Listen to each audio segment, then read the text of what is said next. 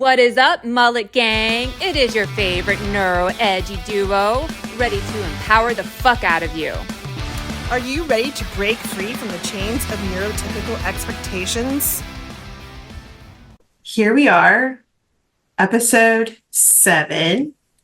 It's starting to feel so familiar, right? Mm-hmm. But it also kind of feels like we're babies, like we're still new at this. So we're trying to figure out like what is the best way to record, headphones, no headphones, and then that didn't work out today. We got too impatient. We're like, fuck this. I mean, I'm pretty impressed with how far we've come just like doing this, like without any professional setup. Like no one came and said, this is how you should do it. Like we just Googled shit and figured it out. That's right. In typical ADHD fashion, right? We just wing it and improvise. Yeah, and it works out. So there we go. So proud of us. Well, tell me about your journey with getting back into fitness postpartum. Well, I waited because I had a C-section. So I was kind of nervous about how like everything was starting to fit in. So I started doing like small workouts, probably like around May, and not every day, just whenever I was in the mood or had the extra time.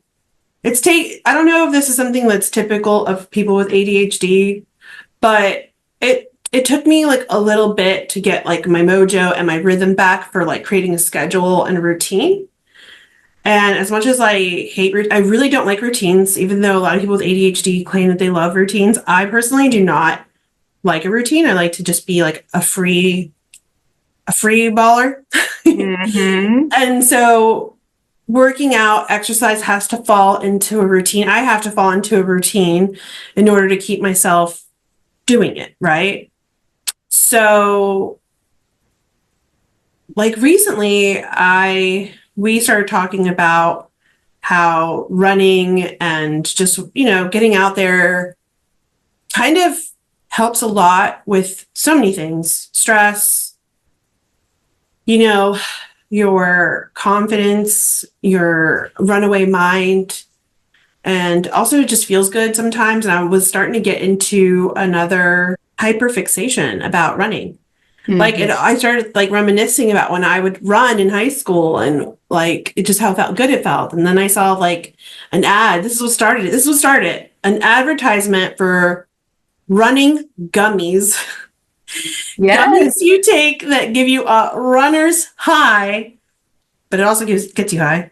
And that was like it. That was like the motivation I needed. I was like, oh yeah, I could take my love of gardening and my love for running and combine the two and then, start moving my body. And plus running is something that you could just like go outside and do. So if you're traveling, right, like you just go outside and do it. So it's not like you need equipment. Yeah, there's not a lot of pre-planning, right? It's like as long as you have your runner shoes and something to run in, you can really do it anywhere. And I think that takes out a lot of the executive functioning that's required with planning a workout. Yeah. It's such a cool way to like connect with people too. And, you and my other friend Liz do it. And I was like, well, I should do it too then. Yeah. I don't want to feel left out. So yeah. So that kind of like really sparked the interest. And then I did it. And I've been doing it. Today was my 5th day, I think, doing it. So yeah, I'm trying. So my mini challenge is 30 days straight. I'm going to run for 30 days straight. And that way I could create a habit. Mm-hmm. But, I have to be careful because I tend to get obsessed. Mm-hmm. And then I start to punish myself. Like if I don't run tomorrow, let's say something comes up and I don't run, mm-hmm. then I beat myself up all day. Yeah. Well, and I think that's the problem, right? That's kind of this cycle that we all fall into where we get super excited.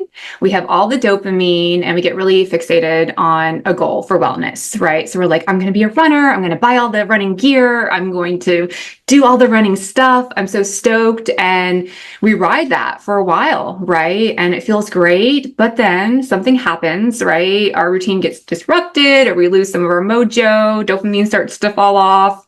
And then if it doesn't kind of fit this perfect plan that we have in our head, all or nothing, right? We miss a day or miss a few days or we get injured. It's like, fuck it. Now I'm just not going to run anymore. And I think that's so hard because then once that happens, it can feel really defeating, right? Yeah. And then just, laying around in bed feels better, or having a slow morning feels better versus like getting up early and doing stuff. And personally, for a while, I've really liked, like, I think when I got into my 30s and opened up the salon, I started really liking like waking up really early and starting my day. I could still have a slow morning, but I felt productive because like I would take care of like a couple tasks, or I'd get to the salon early and set up. And now with like the podcast and social media, I can kind of work on those things. And now running, Yeah. or even like a small meditation, which really helps. Like, it's a great way to start the morning for sure. Oh, yeah. I mean, our morning routines are so important. And I think that's a hard part of all of this. It's like that paradox. Like, we need structure and routine and daily habits to stay on track with ADHD, but we also really struggle to maintain them. Right. And I know I've gone through all my different phases. Like during COVID for a couple of years, I would get up every morning at like 5 a.m., go to the gym, come home, go for a run, make smoothies, avocado toast. Like it was a whole vibe. And that worked for a certain period of time. Right. But what I found with ADHD is I have to constantly change things up and have a lot of variety and flexibility, because I do get burnout doing like one routine. And so just kind of allowing yourself to switch things up or pivot a little if it doesn't match your lifestyle anymore. Mm-hmm. That makes sense, actually. Because like your life does, I mean, sometimes things change. You tried something different. Sometimes for me, if I've had a very stressful month or week, I'll fall off of a lot of things, So what I'm trying to do with this running thing is I'm trying to work towards a 5K in the spring. Mm-hmm. I'm trying to work towards just being a healthier person. Like, I think after having a baby, especially like at my age, my number one fear and anxiety thing is like, okay, I got to stick around long enough for her to like be independent. Right. Yeah. And, I think even with COVID, what really messed with my head during COVID was like how so many people our age were dying, like healthy people, from heart stuff. And like that messed with me because I was like, what? I'm at that age where I have to worry about dying now. Like, this is crazy. And I guess like, you don't think about your heart health until it's too late. A lot of people. And I think that's another motivation for me to like keep this like journey going. Mm-hmm. Oh, yeah, it's a huge motivator. And I think the key is to keep it in that balance, right? Where we still have that grace and compassion. We don't beat ourselves up and we're not too hard on ourselves, but we do have that goal that we're working towards, because I think a lot of us do think about our longevity or quality of life or mortality. And, we can also get kind of existential with that too. But to have an action plan of, hey, here are things that I can do to be healthy, to have wellness in my life and keep it in balance. Because when you think about wellness, right, it's like all the things that we kind of struggle with. Daily movement, mindfulness, sleep, nutrition, having a functional living environment, having healthy relationships. So all these things will help us with our mental, physical health. But also those things are really, really hard sometimes to maintain with ADHD. So we have the desire, right? And we'll have these periods in our life where we're really into it and motivated, but then it's so easy to fall off or get distracted or feel defeated because it's not perfect. Right? It's either all or nothing. So it's like, okay, if I wake up every morning and I go for a run and I do it just like this, that's great. But what happens when I can't do that or I have to switch it up? And so I think that's kind of the key to all of this is working with yourself, and it's okay to change things up. It's okay to not have things perfect. As long as you have that intention to move and care for yourself, that's the most important thing. Yeah, that really makes sense for me because I think that it's easy for me to get discouraged a lot. I don't know where that stems from though. It's just like trying to figure out like the why. Why do I feel like I, can get so discouraged with something, especially if it feels good? But for the most part, I change hobbies like every 6 months and try something new. And some things I really love, some things are just too hard. Mhm. And some things get, I don't know, they get to the point, you get to the point where you're like, I don't want to like break an arm or I don't want to get seriously injured. Like when I was doing horseback riding, I loved it. Equestrian was so fun. But then it kind of started like to dawn on me that like at any point these horses can go crazy. Something could spook them. You could piss them off. They could throw you off. And like I did not want to sustain like some kind of crazy permanent injury. You know what I mean? I think often we do kind of throw ourselves into something so intensely and we are prone to like injury or issues, right? I even think with like my running, we were joking how like ideally at this age, I probably should be doing some type of warm up and stretching before and after. You don't warm up. Well, no, I don't have time for that It's shit. Like, I fun. just want to hit the pavement and start running. But now with all these like issues I'm having, I'm like, damn. And so for a week, I've been just like stretching and warming up, and now everything feels so much better. But I think it's just that like impulsivity or impatience, right? It's like, I just want to do it and I want results and I don't want to have to wait. I don't want any hiccups or obstacles in my way. That's like really funny. I would think Chris would be like, you have to stretch before you go on a run. Well, and then, it didn't really sink in until I got injured. And I think that's a common thing with ADHD. It's like until we have a really severe consequence, we won't do the thing we don't want to do. So until my hip was like, you need to fucking stretch, because every time I ran, my hip was killing me. I had like an ice pack and taking like Advil. I'm like, really struggling. I'm like, okay, I have to take it seriously now. So that's one thing too, to just be cautious if you're getting into movement, to not be overzealous and like throw yourself in, start out slow, warm up, even just with like weight training. I've had so many injuries where I've just gone too intensely, lifted too heavy, and then pulled something, and then I'm out for weeks because I, pulled a muscle.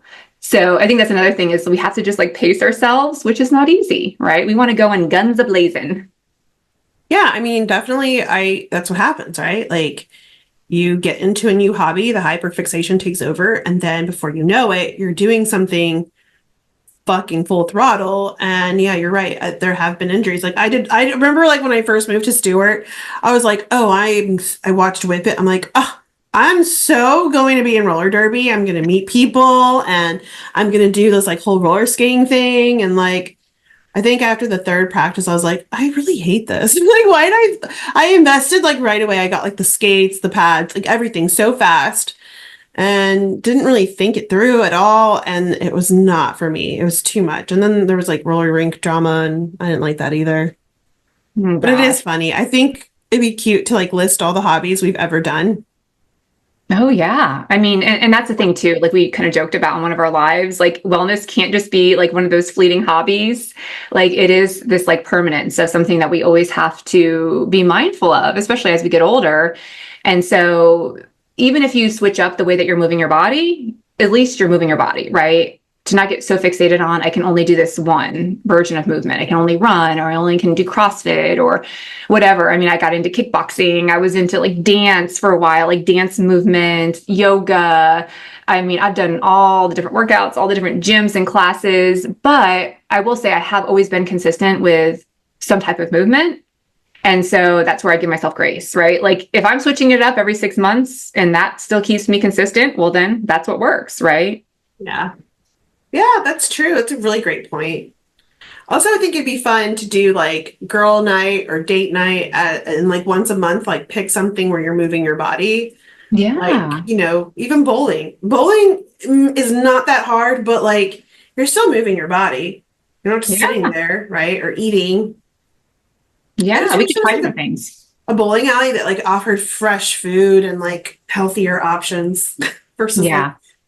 crappy nachos and fries. So, should we tell everybody about the our official name Yes, this idea that we've kind of birthed out of our passion for wellness and ADHD, right?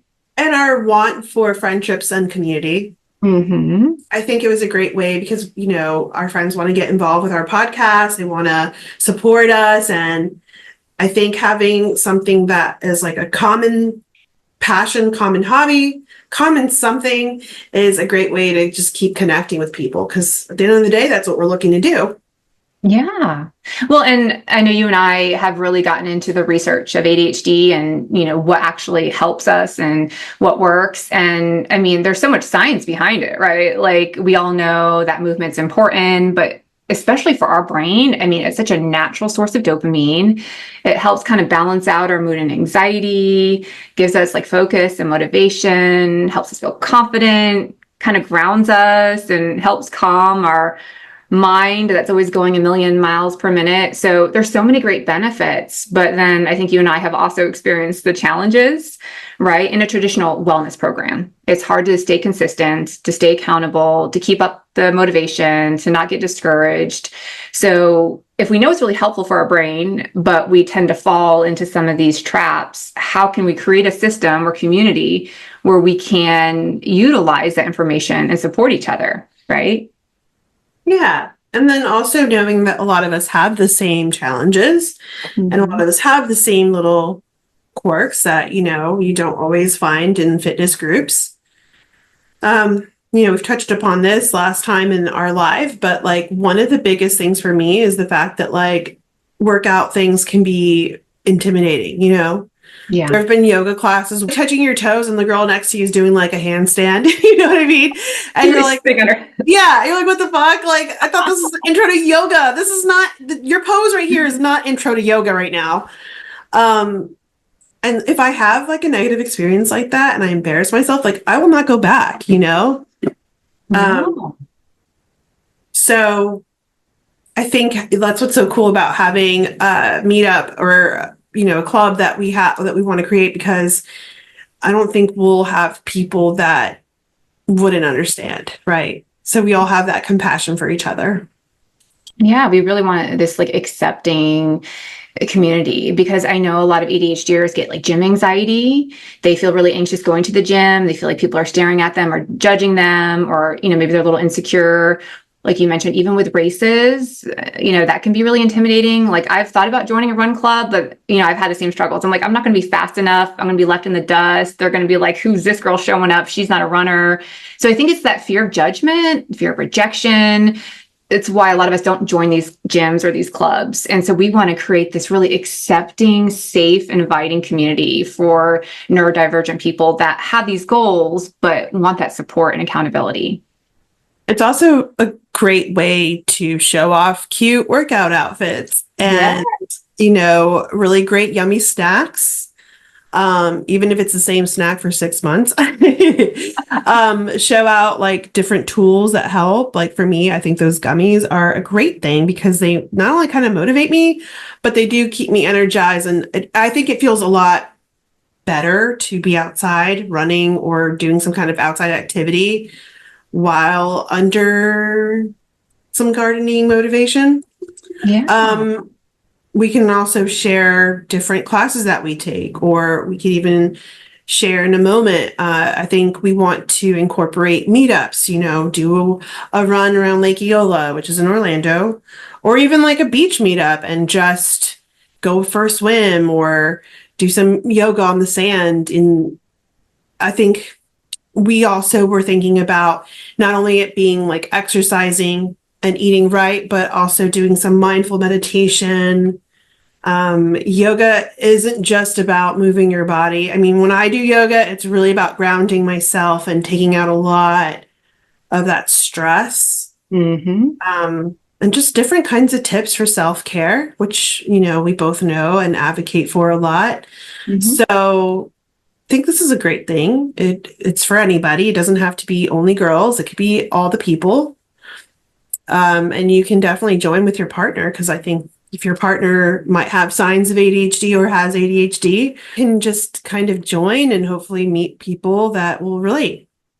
Yeah, all the dopamine, right? I mean, having a social element is huge for our brains, like feeling connected, feeling that we're doing it as a community, having like fun meetups and things to look forward to, having a variety of different movement activities. But the goal is really to get more in our body and in the moment and out of our head a little bit. And so I think there's just so many different aspects of that. And the good news is that it's all interrelated, right? So if you're consistent with your movement, that's going to help you sleep better. It's going to help you have more of a routine, have more focus throughout the day. Your mood's going to be improved. It can also help with nutrition. And I know you and I talked about like food being a whole separate thing, but I think nutrition can also be really intimidating for us because it's like there's so much information out there about what we're supposed to eat, what we're not supposed to eat. And then if we get too rigid with it, it can become unhealthy. So there's just so many aspects of wellness, but I think just focusing on one or two to start with, and then having a community around that can be really powerful. Yeah. So we'll be more on that on our Instagram, our socials, I should say, and then our website. I think it's going to take us a minute to kind of really pack it in and like figure out how we want to present it, but we just can't wait to meet more like-minded people who just want to incorporate wellness for their mental state. Mm-hmm. I know for me, it really does like change things and it improves all aspects of life. Could even improve your love life. Mm-hmm. So yeah, I just cannot wait. I know there's already a couple people that are definitely going to join, Mm-hmm. and everyone can just work at their own pace. There's nothing to prove except for friendship, really. Yeah. And, all different fitness levels, different ages. I mean, it's not like you have to try out for it or be at some level. The whole idea is that movement can look so different for everyone, right? It could just be sitting in a chair stretching, if that's what you're able to start with. It could be running a marathon. It could be doing CrossFit, yoga. Like movement is whatever that means to you. The idea is that we all have kind of this shared goal of supporting each other.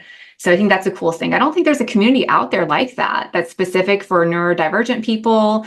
And we're keeping our brain in mind. We know what works and what doesn't. And so we're going to have a very unique wellness community that is for neurodivergent people, because in the traditional sense, a lot of times we don't feel like we fit in, or it doesn't really match up with our brain, right? Yeah, and then you can even find one-on-one support with somebody, because something that I've always shared is that if I do have a negative experience with something, I tend to quit really fast because I don't want to have to explain myself or explain that I have these, triggers. So yeah, I think it'll be a really cool thing, and I really hope to see this out as a bigger thing, because I think too we will be able to help people grow their goals, whether they're an entrepreneur, very career driven, just starting out in a career. I will tell you that I am at my strongest mentally when I'm physically doing something with my body. When I lay around and I'm lazy, I'm not productive. I'm also not productive with my brain. My business definitely, right? Like, because you also have your own business. Like, I feel like when you're productive with your body, you're productive with your brain. And I think that a lot of successful people, they work out because it helps improve ideas, clears out the negative shit in your head. And even today on my run, it was hard. And I was thinking about how much I didn't want to pass out, but I was also letting these other things that I was thinking about go, Mm-hmm. Yeah, it like clears out all those thoughts and it helps you organize them. And I have my best ideas after a run or workout session. And if I can do that before my work day, I just feel like I'm so like on, I have ideas, I'm present, I'm focused. And they've actually found that it can be very comparable to like a stimulant medication, right? Like some people that don't want to take medication or can't, like if you have daily exercise, it can do all those things for your brain, right? And so it's so helpful, but we also fall into like that perfectionism mindset sometimes, and we'll self-sabotage, like you mentioned, where it's like, oh, it's too hard, or I'm not good enough, or I don't want to fail or embarrass myself. So never the mind. teacher laughed at me. I don't think this girl next to me likes me. I think that the other people think I shouldn't be in this class. Yeah, I had to go there. Sorry. I know a lot of people struggle with that because I've talked to so many people who like, oh my God, same, like Orange Theory, like not to name a company, but I'm naming a company, right? I think I could just say Orange Theory and you already know where I'm going to go with it. It's very clicky, or it can be intimidating because they're not always the nicest and the most welcoming. And also you have somebody like, I couldn't do something like that because I wouldn't want to be yelled at constantly. I have a friend who has ADHD and she loves it. She just loves how accountable it makes her feel. But she even complains that it can be a little bit annoying and kind of like mean girl energy, right? Yeah, it's like we want the motivation, but not in that way. We already have enough shame and guilt and sensitivity to all that. And I've been at gyms before too, where like they constantly come up and they're like correcting your form or telling you to do more or challenging you. And it's like, it's a fine line. Like I want to be encouraged and motivated, but I don't want to be shamed or embarrassed, right? Because that can shut us down. I did. I remember when I used to work out at Planet Fitness. I loved how like they would have an alarm if like a meathead dropped the weights, and I thought that that should be implemented at every gym. Mm-hmm. Also, there should be an alarm for people who take like way too many selfies and videos. Like, I don't mind a little, like, of course, right? We're just like vlogging our day, but like if all you're trying to do is these like workout trap videos, like get the fuck out of here. And they take up the machines, like they'll be on I the bench. know. I'm like, are you gonna actually use the machine? Or are you just having a photo shoot? And I'm all about, maybe doing a video or something real quick to inspire other people. But if that's all you're doing, move out the way, right? What's another gym ick? Oh, I hate when like old men are just talking on the equipment. They're like, yeah, Frank, back in the day in Brooklyn, I used to make the best bagels. Like, can you talk outside? Can you just shut up? Mm-hmm. Yeah, I think the gyms, it's just a whole level of anxiety and stress because of all those components. And, there are some like boutique studios and gyms that might be a little more intimate. So you have to kind of find like the environment that works for you, or if you just want to do it kind of on your own outside, that adds a whole mindfulness element too that we were talking about, being out in nature, right? And then you don't have to worry about other people. And if they look at you, you're running so fast, they don't even notice. To be honest, I do not like workout classes and gyms. I realize that I'm at my best when I'm at home doing it, and I think that there's nothing wrong with that. It's perfectly fine. There are some environments that I do like. Like I took like pole dance class, Ooh. and the place that I went to was just so positive and like so welcoming, and they didn't care what you look like, your body, like, and they said a lot of positive body affirmations to you while you were like, and I don't even think that that's like a thing that they think about. They just do it. Like, so you're like, oh, this is sweet, but most of the time I just like working out at home. It's Yeah. convenient. Yeah, it's easy. You can just do it and then jump into whatever else you need. You don't have to commute and don't worry about all the anxiety or socialization. So the idea is you just kind of experiment, find what works for you. It doesn't have to be one size fits all. Don't get too rigid and strict with it and feel like it has to be perfect all the time because that can turn into self-sabotage, right? This is something that you want to sustain your whole life. And that's kind of the goal. It's not just going to be a hyperfixation or a hobby and then you're like, bye. It's something that you want to commit to, right? Yeah, I think the hyperfixation that we should all be like focused on is how it improves your mindset. Mm-hmm. Mm-hmm. Yeah. Well, and I know for a lot of us, the reason why we use the term movement is because exercise honestly was kind of a toxic word growing up, right? And just like the diet culture, weight loss culture. So a lot of times we would exercise for like this guilt or shame. Well, I want to be thin, or I have to work out. I have to earn my food. And so I think a lot of those things can turn people away from movement. So this idea is, hey, we're doing this so we feel good in our body, and this is to help our mental health. And that's the main goal. When you said that, I started thinking about Jessie from Saved by the Bell when she took all those diet pills and she was like working out and trying to do aerobics, and I'm so excited. It's just Seriously. like, what are you doing? I know. I love those like freaking 90s sitcom shows for kids that like kind of told you about like the negativity of working out and trying to be thin. I think Yeah. even DJ from Full House like try to take some diet pills and work out and not eat. And yeah, there's definitely a lot of stigmas, right? Yeah. Well, and it's so easy for us to fall into that because we often want like instant gratification. We want instant results. And when we don't get that, it's like, well, where's the shortcut? Where's like the fast track? Maybe if I work out 3 hours a day and I take these pills and I do this and starve myself, then I can get to this goal. And so I think a lot of us have kind of fallen into some of those unhealthy patterns. There's a lot of co-occurring like eating issues, right? That we can fall into, kind of an obsessive mindset with exercise and maybe like overdoing it. So it's all about that balance. And that's kind of our goal with this community, is to keep each other in check with that. I know our next episode will be about like, when it's just you and me, will be about eating and eating disorders. But, and I think we should talk about that because honestly, and I don't know about you, but I don't know a single female friend that I've had that didn't struggle with an eating disorder. Mhm. How about Yeah. you? No, I agree. I think all of us at one period in time, have gone through that. And I remember in high school, it was just like the norm. I mean, people talked about it at sleepovers and like it was nothing, right? And it was this pressure to have to like not eat and be thin and to work out all the time. And there's just so much toxicity with that. And when you have ADHD, you're more prone to that because you have a fear of being rejected. You don't want to be judged. You want to be accepted. And it's easy to fall into some of that mindset that I have to do this to be accepted, right? Yeah, you can be compulsive, you can be obsessive. For some of Mhm. us that struggle with the obsessive thoughts and obsessive behaviors, Mhm.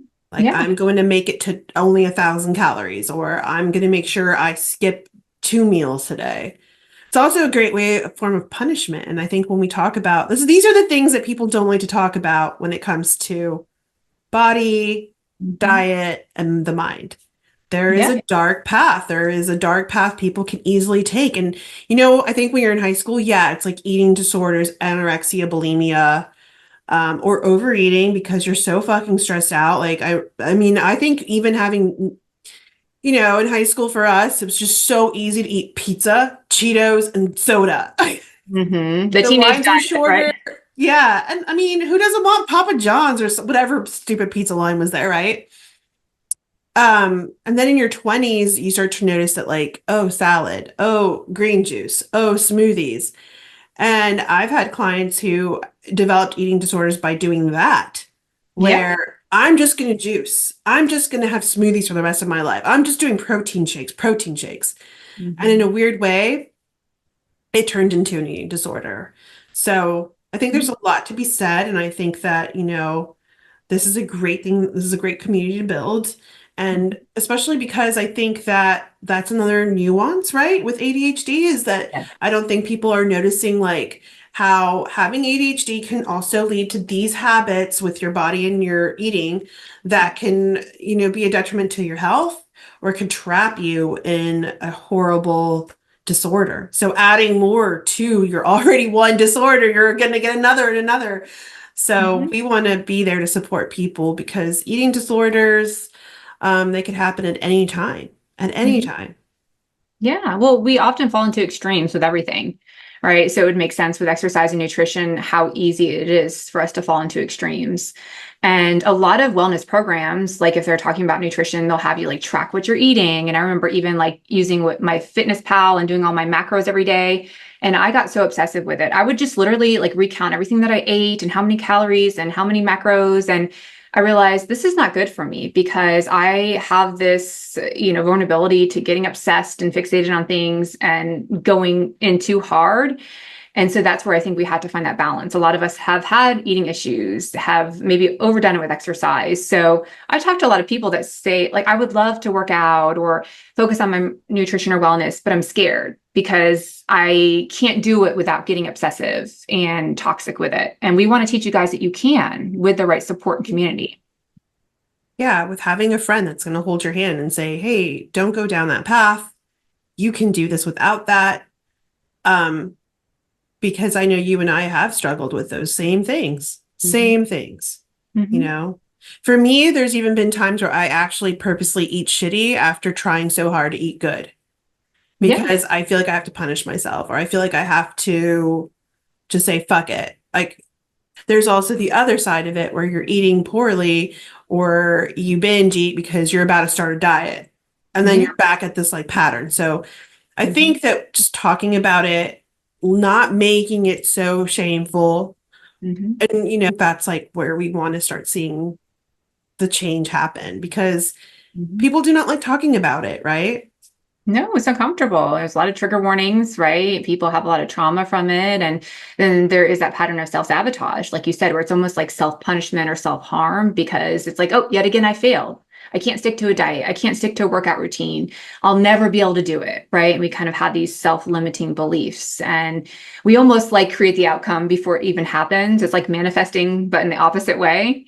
And I think a lot of people are scared to start up again because they think they can't have that balance or that moderation. But you don't have to be in extremes. Like we're here Yeah, to or tell that you. your body can't come back, right? Yeah. I think a lot of people after they've had their kids are like, fuck it, I'm never going to be the way I was before kids. Mhm. Or I don't know, like for me, I think in my 20s, I got diagnosed with having an underactive thyroid. And that was a struggle because already you have somebody telling you, like your provider's telling you, you can't lose weight easily. Like it's going to take a lot of things for you. That's Mhm. so overwhelming and heavy that I felt like, well, then why try? Right? Then why even try? Then why even focus on it? And it unmotivated me a lot, a lot, a lot. And I feel like that's where that gap, like that time where I didn't do anything, I never worked out, came from. Because like that first time of having a provider tell you, you basically are going to fail even if you try, you know, and that's another thing. I feel like I could talk about this forever because I'm really passionate about like eating disorders and body talk. There's so many providers, doctors, especially men, who really aren't sensitive to how women's bodies are and react, especially with hormone changes, thyroid issues.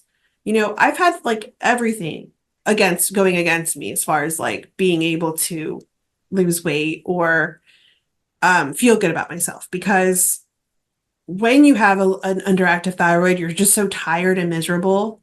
And then when you have PCOS, which I have as well, you're not only just tired and miserable, but you're also very like hateful and you're Mhm. angry and you're stressed because of the hormones, right?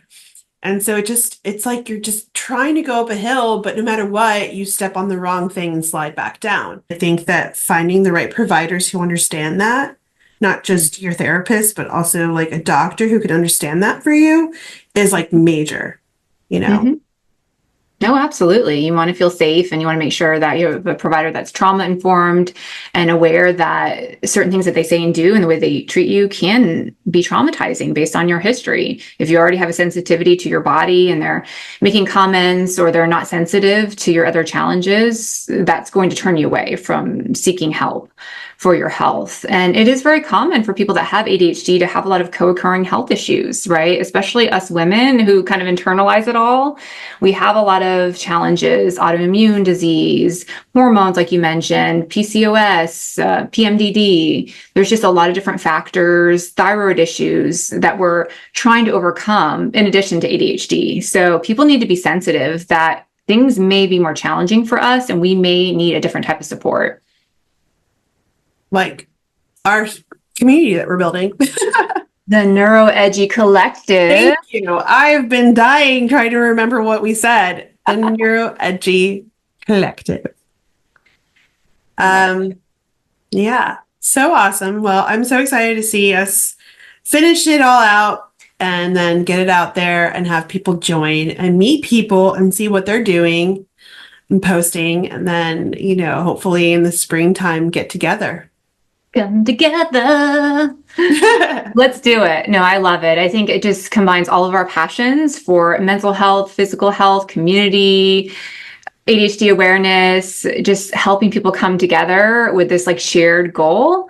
So if you are interested, reach out. I think this is going to be such an amazing thing. And I know it's really going to help us just to have other people in our corner cheering for us. Yes, thank you. Thank you guys. All right, we'll talk to you later. Bye.